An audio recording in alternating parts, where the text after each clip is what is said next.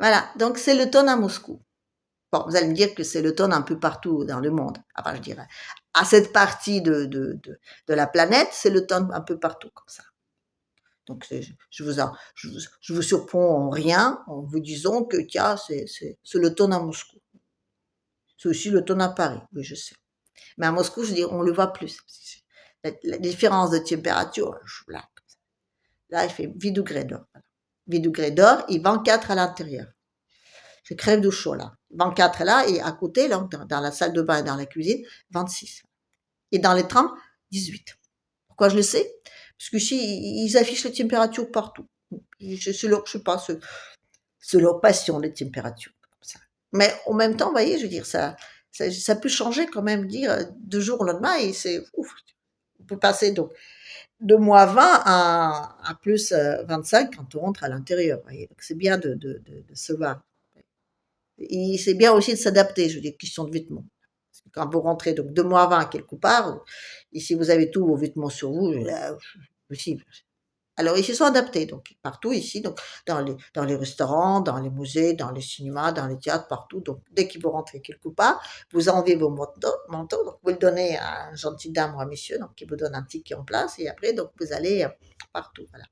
C'est pareil pour les chaussures. Voilà. Vous pouvez enlever vos bottes bien chaudes et y mettre les petits escarpins. Voilà. Comme ça, en plein hiver, vous avez dans une salle de spectacle, vous avez des femmes russes qui sont avec les décolletés, avec des talons, tout ça. Comme ça. Et après, donc, ils vont ressortir, elles vont s'échanger, mettre le mono de boots, les grosses chapkas, tout ça. Et puis, bon, les dehors, vous voyez. C'est très, très bien organisé. Et les chauffages, donc, dans l'appartement, là, j'ai dit, je peux pas le baisser, non. Je peux ouvrir la fenêtre, hein, mais je peux pas le baisser. Parce qu'il est collectif. Ici, donc, quand je dis collectif, c'est pas par les meubles, non, c'est pas par quartier, c'est pour toute la ville. L'eau chaude, elle vient de, je sais pas d'où, mais je veux dire, elle est balancée dans chaque meuble, comme ça. Donc, on a de l'eau chaude, hop, à ce que tu veux. Tu peux prendre des bains ici tous les soirs. Des bains très, très chauds. Oh, c'est très mauvais pour la santé, oui, c'est très mauvais. Oui, oui, je sais. En Europe, maintenant, donc, on nous explique qu'il faut prendre une douche une fois par semaine, pas plus souvent, parce que je dis, c'est pas bon. C'est pas bon de prendre des douches, non, non, non. Il y a 20 ans, donc, on parlait de l'hygiène corporelle, il fallait se laver tous les jours, voilà. Mais à l'époque, on était cons, voilà. On savait pas. Et à l'époque, il fallait aussi, donc, la consommation, il fallait acheter les shampoings, et puis, je veux dire, l'énergie coûtait sacrément moins cher. Il n'y avait pas de problème d'énergie, donc, voilà. On se prenait tous les douches, Ushuaïa, là, je coulais de l'eau, je mets champagne, je fais ceci, cela, tout ça. Maintenant, non, c'est mauvais pour la santé. Maintenant, les jeunes filles, donc, ils font des concours de celles donc, qui ne s'est pas lavé les cheveux depuis plus longtemps que l'autre. Voilà. Moi, je me suis pas lavé les cheveux depuis 3 mois, gna, gna, gna. Et ben, moi, depuis 6 mois, c'est moi qui gagne, voilà. Il y a 20 ans. Quoi, tu t'es pas lavé les cheveux depuis 4 jours? Oh, t'es crado, ouh là là, comment tu fais? Je sais pas, moi, je me lave tous les jours. Hein. Et les changements, voilà. Et tout ça, c'est donc parce que je dis, à l'époque, donc, à l'époque, on savait pas que c'était mauvais pour la santé. C'est ça. C'est comme pour les voitures. Les voitures, tous électriques, voilà. Parce que le gasoil, ça coûte cher. Oui, et surtout, on en a besoin pour aller mettre dans les chars qui vont donc là-bas. Donc, défendre nos valeurs, voilà. On n'a pas encore inventé les chars électriques, mais on explique à nous tous que je dirais, c'était mauvais pour la santé, de rouler avec de l'essence. Il faut mettre de l'électrique partout. Et bientôt, vous allez voir, on va avoir des problèmes avec l'électrique, on va encore inventer un autre truc. Aussi, je dis écologique et je dirais bon pour la santé. En Russie, il n'y a pas de problème d'énergie, donc ils s'en fichent d'écologie. Non, ils s'en fichent pas d'écologie, mais enfin, je veux dire, ils racontent d'autres bobards, voyez. Donc, dans l'appartement, on peut prendre tous les douches et bains qu'on veut et il fait chaud. Et aujourd'hui, vous voyez, je suis allée chez le coiffeur, voilà.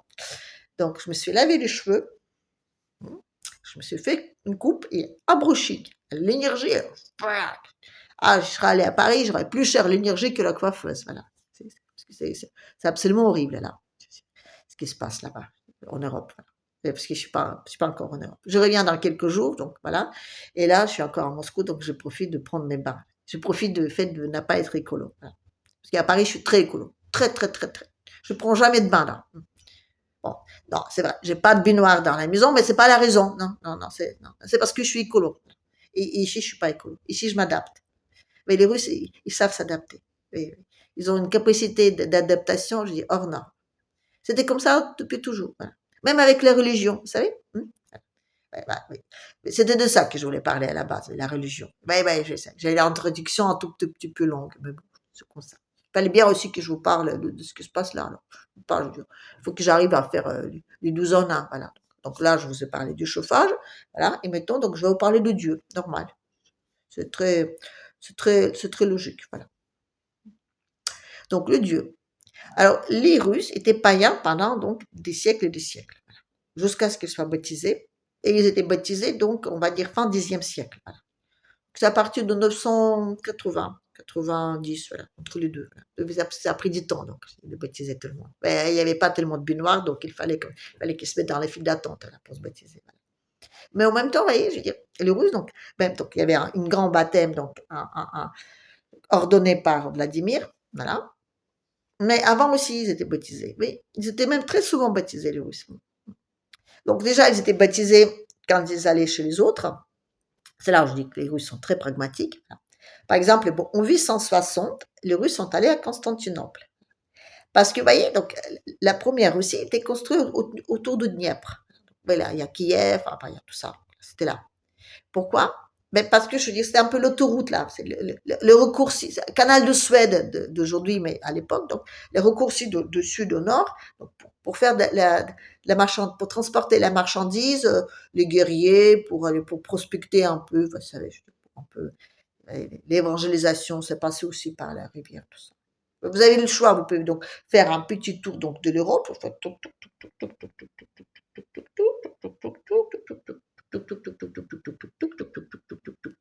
ou alors tuk-tuk, voilà. Vous voyez la différence, le tuk-tuk, voilà. Donc les gens, ils prenaient donc ce raccourci-là. Et autour, il y avait donc des petites villes et des petits villages russes, voilà. Et donc les mecs, ils ont pris l'habitude, donc bon, ils allaient faire le commerce encore, mais aussi d'aller servir d'esclaves. Avec qui dit l'empire, dit des esclaves. Voilà. Et à un moment donné, les Russes, ils ont dit, bon, ça va, on ne veut plus. Donc ils ont allé faire la guerre à l'empereur là-bas, en Constantinople. Ah, ils ont bien réussi, voilà. Ils ont réussi. Ils n'ont pas pillé, non, non, ils n'ont pas pillé, non, ils ont dit non, ça va, on a tout ce qu'il faut, on a du bois, tout ça, ça nous va. Ils ont juste réussi à négocier un truc bien rigolo. Ils ont négocié le droit pour tous les citoyens russes qui viennent à Constantinople d'aller dans tous les bains de la ville gratuitement. Ah oui, oui, oui, c'était les citoyens de la Russie, donc les citoyens, je veux dire, comprenez ce que je veux dire, c'est un générique quand je dis les citoyens. Les Russes qui venaient donc de là-bas, s'ils venaient visiter Constantinople, ils pouvaient aller dans les bains partout sans payer. Voilà. Ah oui, l'exception des bains, c'était déjà à l'époque chez eux très très forte. Et donc, je voulais dire, quand ils allaient là-bas, voilà, faire la guéguerre, ben, ils sont persuadés qu'ils ont gagné parce qu'ils se sont baptisés. Non, pas parce que je dis qu'ils étaient. Non, non, non. Non, attendez. C'est pas ce que je voulais dire. Non. C'est pas parce qu'ils se sont baptisés qu'ils sont donc gagnés. Non, non. C'est parce que donc ils se sont mis sous la protection de Dieu de là-bas. Voilà. Ils ont dit que là, donc on a notre Piroun, donc ça va, tout va bien. Hein. Mais lui, il est juste là. Il protège cet endroit-là. Mais si on va faire la guerre là-bas, ben, vaut mieux qu'on soit donc sous protection de leur Dieu à eux. Donc ils se sont tous baptisés. Mais une fois qu'ils sont rentrés, ils se sont tous débaptisés. Voyez? Ah, c'était très à la mode de débaptiser là-bas. Oui, c'est dans les écrits des gens de Byzantin, là. Ils ont décrit comment donc ils allaient baptiser la Russie. Et à un moment donné, ils ont dit que c'était trop simple de baptiser les Russes et que finalement, je dis, il y avait plus de gens baptisés que le nombre de population. Et ils allaient se baptiser plusieurs fois, les Russes. Voilà. Ah ben c'était cool. Les mecs, ils arrivaient avec leur binoir, là, les Bibles, les cadeaux, donc une grosse fête, tout ça. Oh, les Russes, ils allaient se baptiser. Puis à un moment donné, donc il y a les gens qui étaient là, je veux dire, ceux qui, donc les évangélisateurs, là, ils disaient, ben, je t'ai pas baptisé déjà, toi? L'autre disait, oui, alors? Ben, on peut pas se baptiser deux fois. Je dis, ben, pourquoi? Ben, et pourquoi? Ben, attends, là, lui, et moi aussi, je veux me baptiser. Moi aussi, je veux des cadeaux, tout ça. On n'arrivait pas à leur expliquer que non, je veux dire, une fois qu'on est baptisé, c'est pour la vie, quoi. Je dis, bah non, une fois que vous êtes pas, hein, moi je peux aller, hein. Je dis, c'est ma foi, moi ça m'appartient, quoi. Vous voyez, c'était comme ça. Mais je dis, mais quand il fallait donc genre, hein, ben, je baptisais. Sauf jusqu'à Vladimir. Là, Vladimir, il a dit, allez, les Pyrrhons, ça suffit, donc tout le monde, allez, on est tous maintenant, on a la même foi, voilà. Et, et pourquoi est-ce que Vladimir a fait ça? Parce que c'est intéressant, cette histoire de Vladimir, voilà. Est-ce que vous savez que Vladimir était un bâtard? C'est pas ça qui est très important, c'est pas le fait qu'il était bâtard, là. Et le fait qu'il était donc le petit-fils d'Olga. Alors, Olga était une comtesse, voilà, qui a perdu son mari d'une façon atroce. Non, je dis, c'était horrible. On l'a assassiné d'une façon absolument affreuse, affreuse, affreuse. Alors, elle a passé des années et des années à se venger en espérant de calmer donc sa tristesse. Voilà. Ah, et là aussi, je dis, là, c'est bien vengé. On raconte des trucs qu'elle a fait, tu dis, oula, voilà. Et il a vu que ça servait. Plus il faisait des horreurs, plus finalement ça la rendait malheureuse et il n'arrivait absolument pas donc je veux dire, à apaiser sa tristesse. Et quelqu'un lui a dit, mais tu sais quoi, t'as pas essayé le pardon? Elle a dit, quoi? Le pardon? Bah, bah non, je n'ai même pas pensé. Elle me dit, si, essaie, tu vois. Il y a une religion là-bas, donc chez là-bas, là, en bas là, chez les Byzantins. C'est les religions chrétiennes. Il paraît qu'ils prennent la miséricorde. Et il paraît qu'une fois qu'on pardonne, on vit mieux. Voilà. Donc il allait voir. Voilà. Et le petit Vladimir, il était dans ses jupons. Voilà. Il était dans ses jupons. Il était surtout dans les jupons de sa mère, qu'elle était dans les jupons de la comtesse. Parce que la mère de Vladimir était donc, on va dire, la première dame, ou la servante préférée. Enfin, je ne sais pas comment on peut en appeler ça. La dame qui suivait partout la comtesse, voyez. Donc, il est fort probable qu'il allait avec elle à Constantinople, avec son petit gamin là, qui était donc les fils fils d'Hélène. Je ne sais pas si vous arrivez à me suivre. Donc, Olga était la grand-mère de Vladimir, qui était donc le fils de Svatoslav, qui était donc lui le fils d'Hélène, et donc aussi le fils de la servante d'Hélène. Donc c'était genre un peu bâtard, un peu le fils de comte. Voilà. Mais Svatoslav, donc lui, il n'a pas voulu baptiser la Russie. Non, non, lui, le Pirun, ça allait très bien. Le Pirun, c'était un bon dieu. C'est un peu comme, je veux dire, hein. Il balançait les foudres pour tous ceux qui n'étaient pas, comment on dit ça, qui étaient trouillards, voilà, pas courageux, pas intègres, tous ceux qui mentaient. Ah non, je dis déjà à l'époque, en Russie, il fallait pas mentir. Non, non, tu t'es foudroyé sur place. En Europe, tu as le nez qui pousse, et en Russie, foudroyé sur place. Donc, vous voyez, c'était comme ça. Donc, Sviatoslav, lui, il préférait rester païen. Mais Vladimir, donc, il a tout de suite compris l'intérêt de la religion commune, voyez. Donc, il dit, si moi je veux être le chef de la Russie, il faut que tout le monde croit au même Dieu. Ça, l'idée même que ça peut être centralisé, ça a des avantages. Et pourquoi est-ce qu'il a pris cette religion-là? Parce qu'on l'a présenté on l'a proposé les catholiques et les orthodoxes.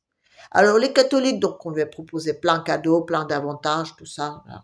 Mais on l'a dit juste que bon, toi tu auras un chef au-dessus de toi, voilà, qui sera loin là-bas à Rome, le pape. Voilà. Donc c'est le pape qui va décider pour toi. Voilà. Il a dit Vladimir, non, non, non, non. Moi je préfère d'être comme l'empereur de Byzance, c'est moi le chef. C'est moi qui nomme le patriarche, c'est moi qui est le chef d'église. Il a trouvé que c'était plus cool. Voilà. Donc il a préféré cette religion-là. C'est une petite affaire politique. Mais voyez, il est allé là-bas, il a vu comment c'est. Donc il a dit, tiens, ça me plaît bien, moi je veux bien faire pareil. Je veux bien aussi d'être le chef, le grand chef de tout le monde. Et la religion commune, pour ça, c'est très important. Et donc il a décidé de baptiser les Russes. Et les Russes, oui, on peut toujours dire que oui, ben, on vous donne, je veux dire, on vous ordonne, vous allez vous baptiser, puis après en cachette, vous allez dans les bois prier votre petit Pirun, là, vous sculptez un petit truc avec un petit opinel, là, pof, pof, pof, au petit Dieu, puis vous allez prier là-bas. Donc, il fallait quand même avoir des arguments là, vous voyez, pour que les Russes, ça s'accroche à cette religion-là. Bon, d'accord, les miséricordes, d'accord. Enfin, je dis, entre le Christ, là, tout frêle, tout maigrichonne comme ça, mort sur la croix, et entre le Pirun, le grand gaillard avec sa barbe rousse comme ça, avec du foudre, il n'y avait pas photo, quoi. Mais en même temps, les faits que les icônes, c'est aussi du bois, vous voyez. D'un côté, c'est sculpté, de l'autre côté, je veux dire, c'est peint, mais, vous voyez, il y a une espèce d'esprit, vous voyez, l'esprit qui se libère dans le cône, ou dans le bois, ou dans la nature. Et les faits que, vous voyez, les faits qu'il y a 4 évangiles, comme les 4 saisons, comme les 4 marées, vous voyez. Il y a toute cette histoire qu'il y a autour, ben, finalement, ça a passé de l'un à l'autre, vous voyez. Même la croix du Christ, vous voyez, donc, le rond là, avec la croix au milieu, Bah, ça ressemblait un peu à signe de Pyrrhon, voilà. C'était aussi un rond, mais avec, au lieu de 4 donc lignes, il y en avait 12. Enfin, il y avait 6, 6 branches.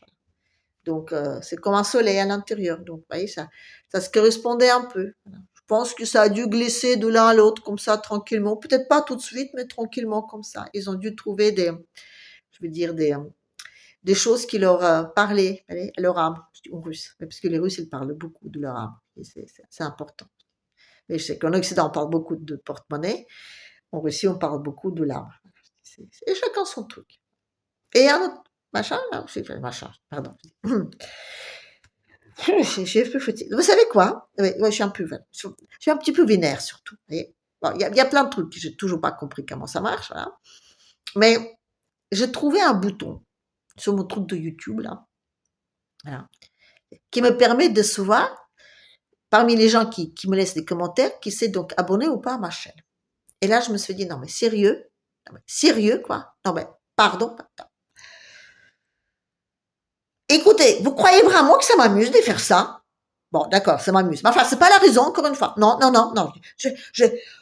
Enfin, flûte, merle, hein, noir. Quand même. Non, mais je dis, non, mais sérieux, hein. Comment vous pouvez donc, il n'a pas à être abonné? Non, non, non, non, non, non, non, non, c'est pas cool, voilà. Et ben, je suis un peu vénère, voilà. Je suis un peu vénère, donc du coup, je, je, je me trompe en disant des mots comme ça, par-ci, par-là. Alors, il faut me pardonner. Et il faut vous abonner aussi. Voilà. Non, mais c'est vrai, je veux dire, hein. C'est pas grand chose, quoi. Et vous vous abonnez, et ben moi, je prospère après. Surtout, encore une fois, je dis, bon, bah, ça m'amuse, d'accord, mais je dis, à part que ça m'amuse, je dis, j'ai aucun intérêt de le faire. Alors, donc, je le fais comme ça, je dis, pour me faire plaisir et pour vous faire plaisir. Alors, soyez gentils, s'il vous plaît. Appuyez sur le bouton abonner, voilà. Et sur la petite cloche. Comme ça aussi, vous allez être averti à chaque fois quand je sors un truc là.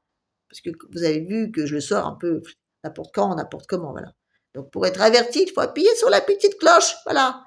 Soyez gentil, voilà.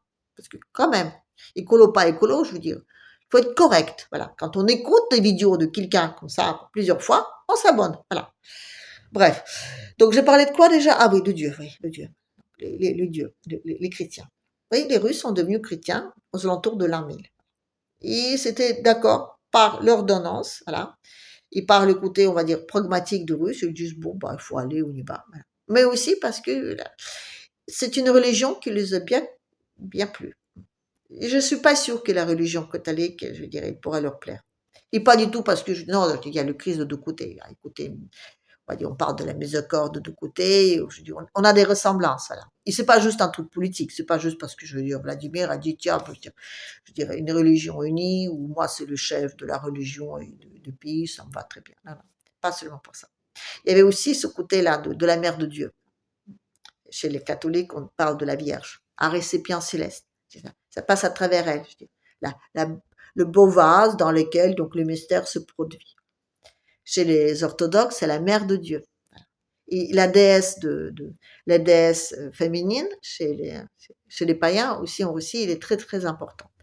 Et le fait que le Dieu il est né de la chair de femme, okay, le fait que c'est l'incarnation, le mystère de l'incarnation, il ne se produit pas, je dirais, à l'intérieur d'elle, non. Elle participe réellement dans ce mystère. Et ça, je pense aussi, ça a joué un rôle dans le fait qu'on a choisi plutôt la religion orthodoxe et pas catholique. Parce qu'encore une fois, je veux dire, la nature, la femme, la renaissance, tout ce monde-là qui va autour, ça, c'est très important. Je ne pense pas que les Russes, ils auront accepté la Vierge, le récipient céleste. Non, non. Je pense que même si, je dirais, même si ça leur sera imposé, ils auront trouvé un petit astuce pour la transformer en mère de Dieu quand même. C'est comme ça. Aussi, c'est important.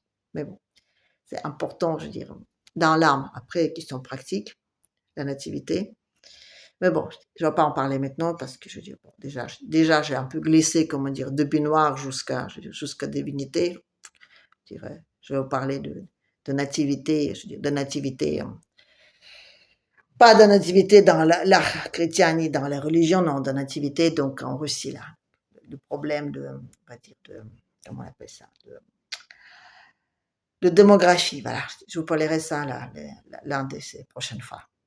Si vous êtes abonné, si vous avez appuyé sur la cloche là, ben, vous le seriez. D'accord? En attendant, je vous dis à la prochaine.